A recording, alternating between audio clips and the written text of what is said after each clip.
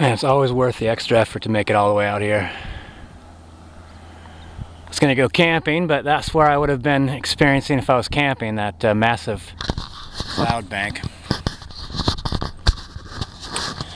To a Carenta killer camera angle. This is going to kind of be regarding my video of yesterday, Malt Liquor Real Talk. I was thinking about that house. I mean, the whole thing, I mean, everything involves risk, right? You know, it's like, but like I was thinking about like the pros. That house is right near where I often go to go camping. So like I go there all the time to enjoy myself. Imagine what would happen if I lived closer. Oh, malt liquor.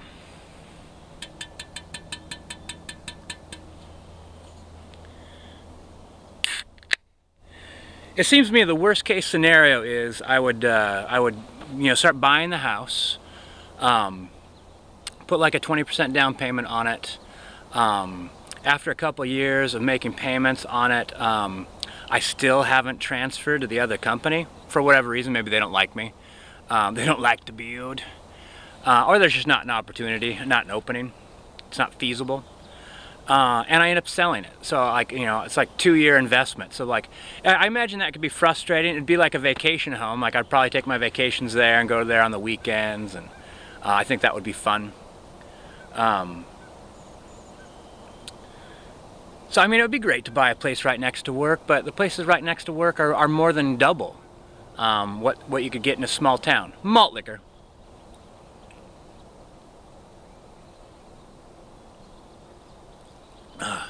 And I looked at a 30-year loan on the house, and Keela, we're not going that way, bud. Going this way. I looked at what a 30-year loan on it, and it was about $500 a month, which is easy. I could easily do that on the part-time salary I make at my company. Though, you know, like it'd be nice to stay full-time. The paychecks are really, really good. Oh, good segue into Dirt Nap. Dirt Nap was talking about my $15 an hour video, saying I didn't provide any facts. And the best document that I found about these facts, Dirt Nap, is just the hardest reading you could imaginable. Imaginable. Page after page of where the information comes from, margins of errors, exactly what's being compared with what at different times. Like it's one gigantic disclaimer, or basically one gigantic disclaimer, and also this is where we got all our information. The document's huge. It comes up, do I have it right, PDF file? I should probably learn what that stands for. But it's gigantic. So I found other studies that studied that document, and they came out with graphs and stuff like that. So it was like really light reading. You're just like, oh look, zoop, everything's better, you know. So I thought that the analyst pages were too simple, and the real meaty documents were way too complex. And I mean, maybe not too complex for you, but like it was hard reading.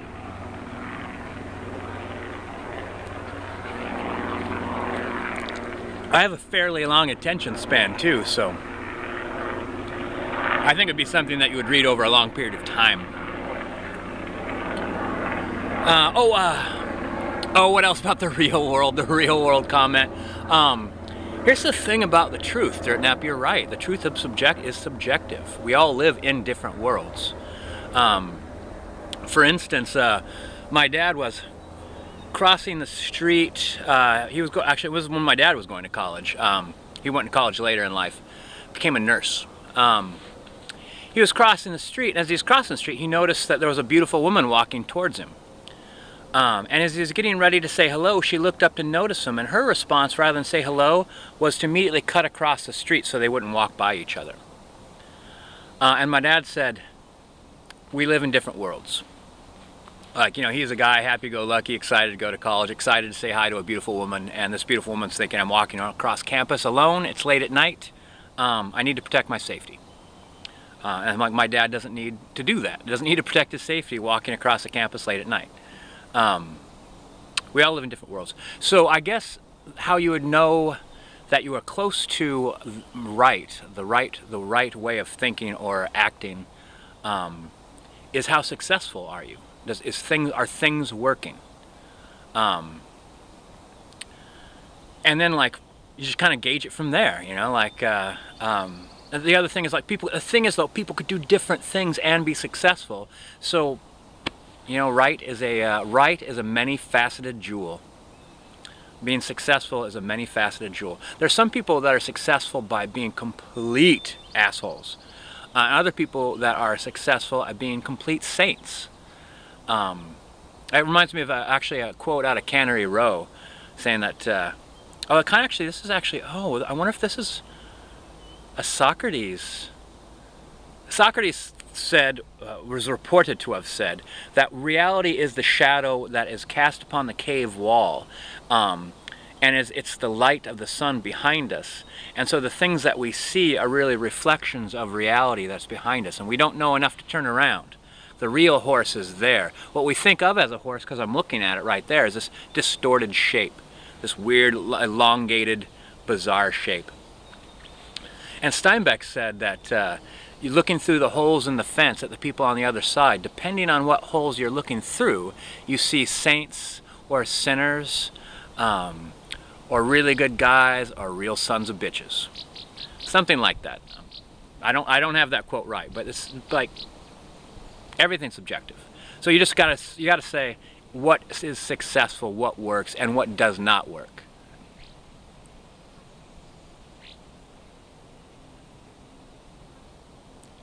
And the fact of the matter is, when minimum wage goes up, there's more money, there's more disposable income that goes back into businesses.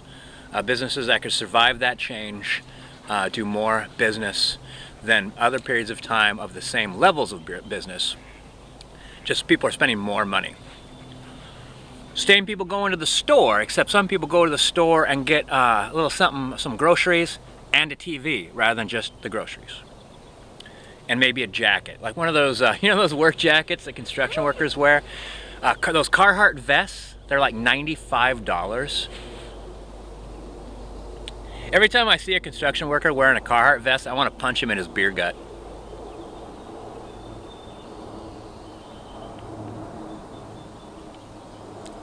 Laura Layla, what up, Lala?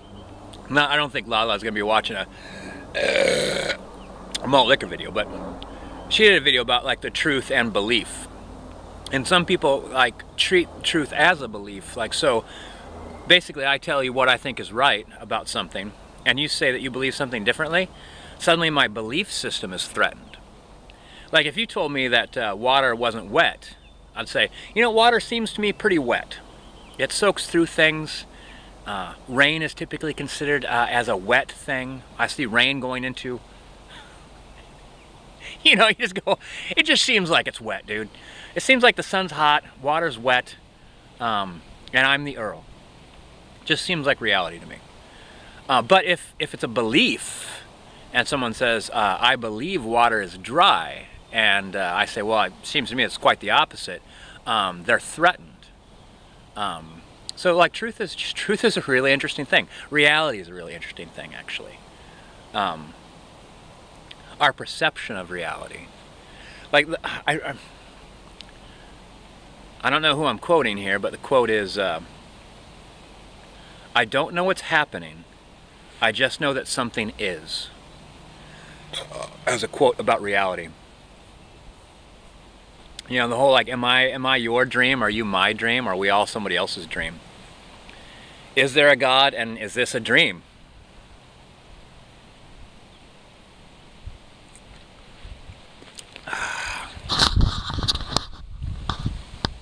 Shout out to Craig. Craig on my Facebook. Facebook, Doc Savage, the man of bronze. Friend me on Facebook.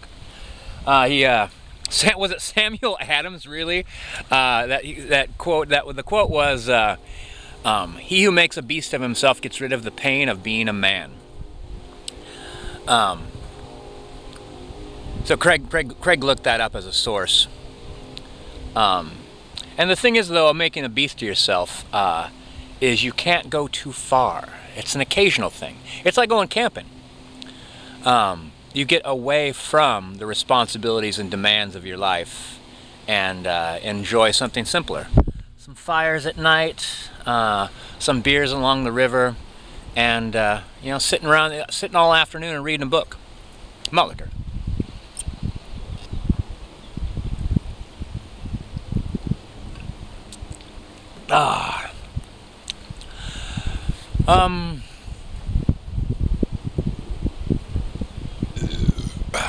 Actually, you know, the thing about opinions, like that, the $15 an hour wage increase, like, I was at a couple different chats about that on Facebook, and it was interesting how some people respond emotionally to that kind of thing, and I kind of wonder about that. Like, I know, like we were just talking about, like, you know, sometimes people facts are beliefs. Someone actually, when I was talking to S.J. Poor's friend about, like, do you think the minimum wage should be raised similar to, like, the you know, the military protecting our freedom? Saying, like, you know, that someone that works in a restaurant doesn't deserve that much money because that's almost as much money as someone makes putting their life on the line.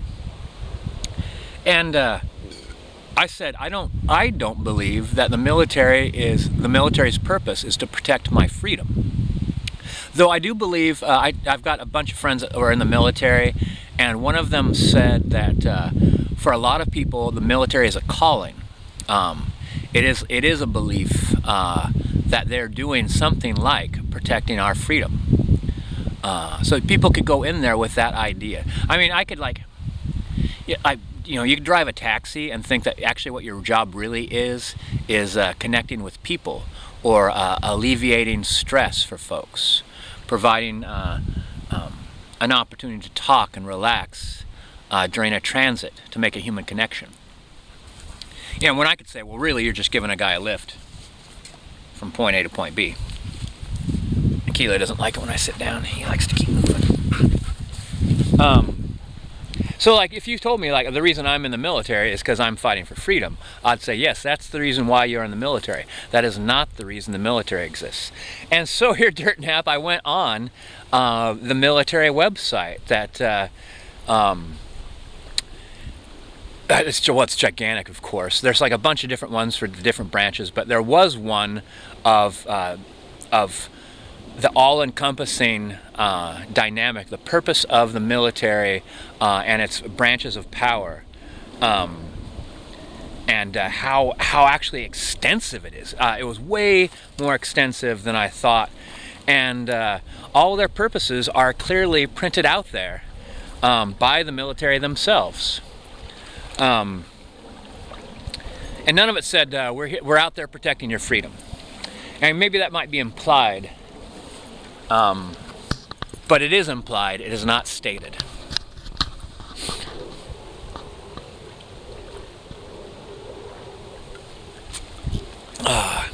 Now, I enlisted, I didn't enlist, I signed up to be drafted on the very day that I was eligible. I did not enlist because it did not seem to be the right thing for me. A couple different of my military friends says some people belong in the military, some people don't. Some people go into the military for the amazing benefits. That's the other thing this guy said on S.J. Poor's channel. It was like, the benefits aren't amazing. And then someone is like, he's like, I served in the military, my son served in the military, and the other guy's like, well, actually I served in the military too, and the benefits are pretty amazing. Like, it's hard to disagree with the whole your housing's taken care of, food's taken care of, and you come out prepared and capable of going to college and buying a home. Two of my military friends bought 2 homes, duplexes to rent out and stuff. So they're doing real well. They work because they enjoy it, or they work because they get good insurance where they work at. You know, like they're dialed in. So I do not believe that I am one of those people that belong in the military. Though, actually, when I was 35, I was working just terrible jobs, and I was really starting to think, I'm never going to school, I'm never going to college. And just for the experience, just for the life experience of that, I feel like I missed out. And they had just raised the enlistment to 35, and I imagine like me getting in there at 35, they're like straight to the front line, soldier. Like they're like, you know, we can't have 35-year-olds trying to do what we have these young guys doing. So I thought, you know, I'd probably end up in like a very interesting career, in an interesting culture, and after a certain amount of time, be capable to get the loans and the college education and stuff like that. So I appreciated that opportunity, and I was thinking about trying it. But right about the time I thought about trying it, things in my life got way better, way more possibilities.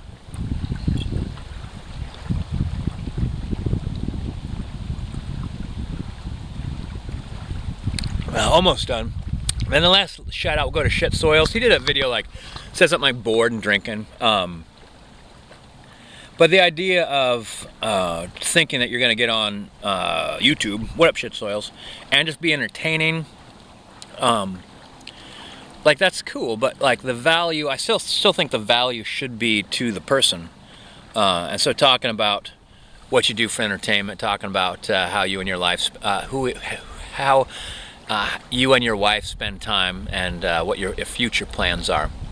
Those are great things I think to look back on. All right, we're done. Malt liquor.